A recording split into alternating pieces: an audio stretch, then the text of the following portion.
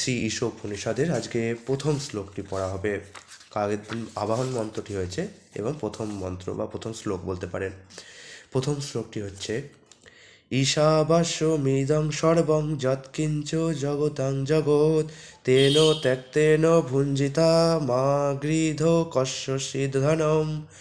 অর্থাৎ এই বিশ্ব চরাচরে যা কিছু আছে তার মালিক পরমেশ্বর ভগবান এবং তার নিয়ন্ত্রণাধীন। তাই জীবন ধারণের জন্য তিনি যেটুকু বরাদ্দ করে দিয়েছেন সেটুকুই গ্রহণ করা উচিত এবং সব কিছুই যে ভগবানের সম্পত্তি তা ভালোভাবে জেনে কখনোই অন্যের জিনিস গ্রহণ করা উচিত নয়। এর তাৎপর্য বহুপাত বলেছেন, বৈদিক জ্ঞান অভ্রান্ত, কারণ তা স্বয়ং ভগবান থেকে শুরু করে গুরু পরম্পরার ধারায় অবিকৃতভাবে নেমে এসেছে। বৈদিক জ্ঞান প্রথমে ভগবান নিজেই দান করেছিলেন এবং তা অপ্রাকৃত উৎস থেকে আহরণ করতে হয়। ভগবানের মুখ নিঃসৃত বাণীকে বলা হয় অপুরুষেয়, যা ইঙ্গিত করে যে এই জড়জগতের কোনো ব্যক্তি তা প্রদান করেনি, অর্থাৎ কোনো পুরুষ থেকে সেটির উৎপত্তি হয়নি। এই জড়জগতের জীবদের 4টি ত্রুটি রয়েছে: ভ্রম অর্থাৎ ভুল করার প্রবণতা, 2 হচ্ছে প্রমাদ অর্থাৎ সে মোহাচ্ছন্ন, আর 3 হচ্ছে বিপ্রলিপ্স অর্থাৎ অন্যকে প্রতারণা করার প্রবণতা, এবং 4 হচ্ছে করুণা পাটব অর্থাৎ তার ইন্দ্রিয়গুলি ত্রুটিপূর্ণ। এই 4টি ত্রুটি থাকার ফলে বদ্ধ অবস্থায় জীব সর্বব্যাপ্ত জ্ঞান পূর্ণরূপে প্রদান করতে পারে না। বৈদিক জ্ঞান জড়জগতের বন্ধনে আবদ্ধ ত্রুটিযুক্ত বদ্ধ জীবেরা প্রকাশ করেনি। বৈদিক জ্ঞান প্রথমে এই জগতের প্রথম সৃষ্ট জীব ব্রহ্মার হৃদয়ে ভগবান প্রকাশ করেছিলেন এবং ব্রহ্মা সেই জ্ঞান তার পুত্র এবং শিষ্যদের প্রদান করেন এবং তারা পরম্পরাক্রমে সেই জ্ঞান অন্যদের প্রদান করেছেন। যেহেতু ভগবান হচ্ছেন পূর্ণম, তাই তিনি কখনো জড়জগতের নিয়মের দ্বারা নিয়ন্ত্রিত হন না, কিন্তু জীব এবং জড় বস্তু উভয়ই প্রকৃতির নিয়ন্ত্রণাধীন এবং চরমে ভগবানের শক্তির অধীন। এই ঈশোপনিষদ হচ্ছে যজুর্বেদের একটি অংশ এবং তাতে এই জগতের অস্তিত্বশীল সব কিছুর মালিকানা সম্বন্ধে বর্ণনা করা হয়েছে। ভগবদ্গীতার 7ম অধ্যায়ে যেখানে পরা এবং অপরা প্রকৃতি সম্বন্ধে আলোচনা করা হয়েছে, সেখানে এই তত্ত্ব প্রতিপন্ন হয়েছে। মাটি, জল, আগুন, বায়ু, আকাশ, মন, বুদ্ধি এবং অহংকার প্রকৃতির এই উপাদানগুলি ভগবানের অপরা শক্তি বা নিকৃষ্ট শক্তিজাত, কিন্তু জীব বা জৈব শক্তি ভগবানের পরা প্রকৃতি বা উৎকৃষ্টা শক্তি। এই 2 প্রকৃতি বা শক্তি ভগবানের থেকে উদ্ভূত এবং চরমে তিনি হচ্ছেন অস্তিত্বশীল সব কিছুর নিয়ন্তা। এই বিশ্বব্রহ্মাণ্ডে এমন কিছু নেই যা পরা অথবা অপরা শক্তি সম্ভূত নয়, তাই সব কিছুই হচ্ছে পরম ব্রহ্মের সম্পত্তি। পরম ব্রহ্ম পূর্ণ পরমেশ্বর ভগবান হচ্ছেন পূর্ণ পুরুষ এবং তার বিভিন্ন শক্তির মাধ্যমে সব কিছু সমন্বয় সাধন করার পূর্ণ এবং অভ্রান্ত বুদ্ধিমত্তা তার রয়েছে। পরমেশ্বর ভগবানকে কখনো কখনো আগুনের সঙ্গে তুলনা করা হয় এবং সজীব ও নির্জীব সমস্ত বস্তুকে সেই আগুনের তাপ এবং আলোকের সঙ্গে তুলনা করা হয়। ঠিক যেভাবে আগুন তাপ এবং আলোর শক্তি বিকিরণ করে, তেমনি ভগবানও বিভিন্নভাবে তার শক্তি প্রদর্শন করেন। এইভাবেই তিনি সব কিছুর পরম নিয়ন্তা, পরম পালক এবং পরম একনায়ক। তিনি সব কিছু সম্বন্ধে অভিজ্ঞ এবং তিনি সকলেরই পরম সুহৃদ। সব কয়টি অচিন্ত্য শক্তি, ঐশ্বর্য, বীর্য, শ্রী, যশ, জ্ঞান এবং বৈরাগ্য তার মধ্যে পূর্ণরূপে বিরাজমান। তাই যথেষ্ট বুদ্ধিমত্তা সহকারে আমাদের জানতে হবে যে ভগবান ছাড়া অন্য কেউই কোনো কিছুর মালিক নন। ভগবান আমাদের জন্য যেটুকু বরাদ্দ নির্ধারণ করে দিয়েছেন সেটুকুই কেবল আমাদের গ্রহণ করা উচিত। যেমন গরু দুধ দেয়, কিন্তু সেই দুধটি সে খায় না, সে ঘাস আর দানা খায় এবং তার দুধ হচ্ছে মানুষের খাদ্য। এমনই সুন্দরভাবে ভগবান সব কিছুর ব্যবস্থা করেছেন এবং তিনি কৃপা পরবশ হয়ে আমাদের জন্য যা আলাদা করে রেখেছেন তা নিয়েই আমাদের সন্তুষ্ট থাকা উচিত এবং আমাদের সবসময় বিবেচনা করা উচিত যে সমস্ত জিনিস আমরা গ্রহণ করছি প্রকৃতপক্ষে সেগুলি কার।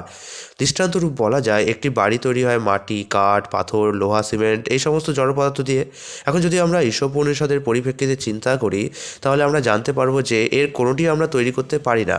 আমরা কেবল আমাদের শ্রম দিয়ে সেগুলিকে জড়ো করে সেগুলিকে বিভিন্ন রূপ দান করতে পারি। আর কোনো শ্রমিক তার কঠোর শ্রম দিয়ে কোনো কিছু তৈরি করার জন্য তার মালিকানা দাবি করতে পারে না। আধুনিক সমাজে শ্রমিক এবং মালিকদের মধ্যে সর্বদাই ভীষণ সংঘর্ষ হচ্ছে। এই সংঘর্ষ একটি আন্তর্জাতিক রূপ ধারণ করেছে এবং তার ফলে সমস্ত পৃথিবী বিপদগ্রস্ত হয়ে পড়ছে।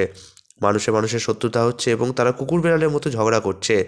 শ্রী ঈশোপনিষদের জ্ঞান কুকুর বেড়ালকে উপদেশ দান করার জন্য নয়, তা সদ্গুরুর মাধ্যমে মানুষের প্রতি পরমেশ্বর ভগবানের বাণী প্রদান করছে।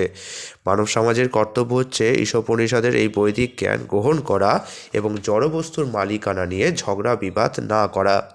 পরমেশ্বর ভগবান কৃপা করে আমাদের যতটুকু সুযোগ সুবিধা দান করেছেন তা নিয়েই আমাদের সন্তুষ্ট থাকা উচিত। কমিউনিস্ট, ক্যাপিটালিস্ট অথবা অন্য সমস্ত দলগুলি যদি প্রকৃতির সম্পদের উপর মালিকানা দাবি করে তাহলে মানব সমাজে অশান্তির সৃষ্টি হয়, কেননা প্রকৃতির প্রতিটি বস্তুই হচ্ছে ভগবানের সম্পত্তি।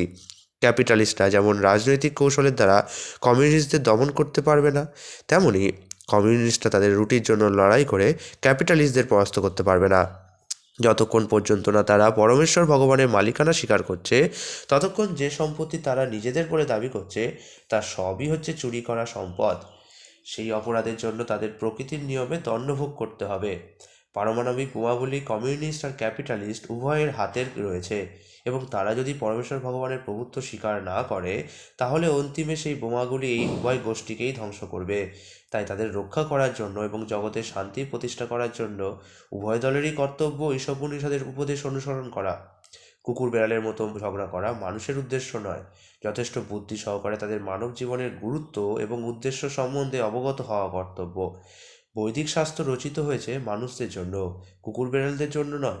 কুকুর বেড়ালরা অন্য প্রাণী হত্যা করে আহার করতে পারে এবং তারপরে তাদের কোনো পাপও হয় না, কিন্তু কোনো মানুষ যখন তার অদম্য রসনা তৃপ্তির জন্য কোনো পশুকে হত্যা করে তখন প্রকৃতির নিয়ম ভঙ্গ করার জন্য তাকে সেই পাপের ভাগী হতে হয়।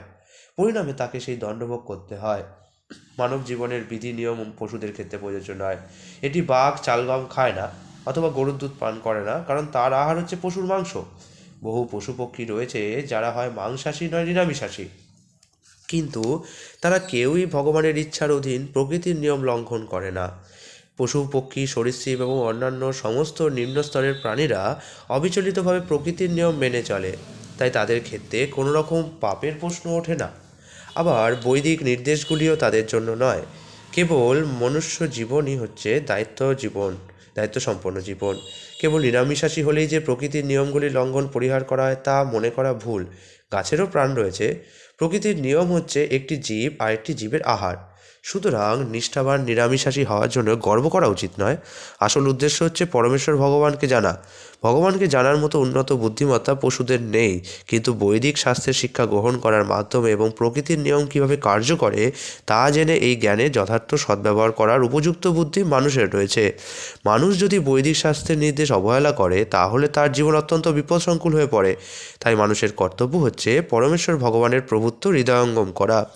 তার কর্তব্য হচ্ছে ভগবানের ভক্ত হওয়া, সব কিছু ভগবানের সেবায় উৎসর্গ করা এবং ভগবানকে নিবেদিত প্রসাদই কেবল গ্রহণ করা। তার ফলে তিনি তার কর্তব্য যথাযথভাবে সম্পাদন করতে পারেন।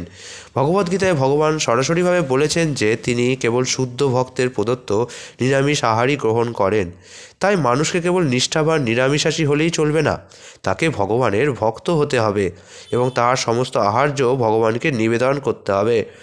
তারপর কেবল ভগবানের প্রসাদ রূপে অথবা ভগবানের করুণা রূপে তা গ্রহণ করতে হবে।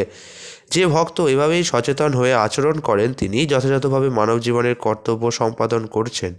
যে সমস্ত মানুষ ভগবানকে নিবেদন না করে আহার করে তারা প্রকৃতপক্ষে তাদের পাপ ভক্ষণ করছে এবং পরিণামে এই পাপের ফলস্বরূপ তাদের নানা রকম দুঃখ কষ্ট ভোগ করতে হবে।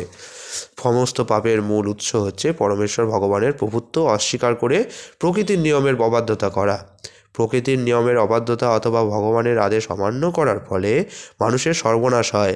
কেউ যদি যথার্থভাবে প্রকৃতিস্থ হন, তা প্রকৃতির নিয়ম সম্বন্ধে অবগত হন এবং আসক্তি অথবা বিরক্তি দ্বারা প্রভাবিত না হন, তাহলে ভগবান অবশ্যই তাকে কৃপা করেন এবং তিনি যখন নিঃসন্দেহে তার নিত্য আলয় ভগবানের কাছে ফিরে যাওয়ার যোগ্যতা অর্জন করেন।